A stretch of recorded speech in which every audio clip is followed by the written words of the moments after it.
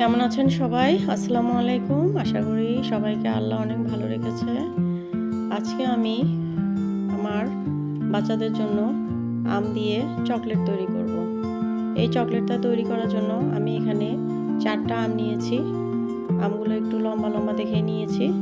দেখুন, এই আমগুলোকে আমি এভাবে লম্বা লম্বা করে কেটে নিব। কেটে নেওয়ার পরে আমি এটা পানিতে আধা ঘন্টা ভিজিয়ে নিব। ভিজিয়ে নেওয়ার পরে এটা খুব ভালোভাবে ধুয়ে নিব।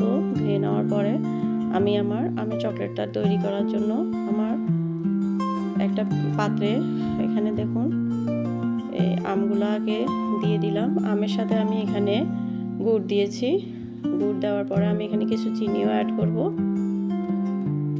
এরপর আমি এটাকে ভালোভাবে নেড়ে চেড়ে দিয়ে ঢেকে দিব আমার আমটা ভালোভাবে সেদ্ধ হওয়ার জন্য।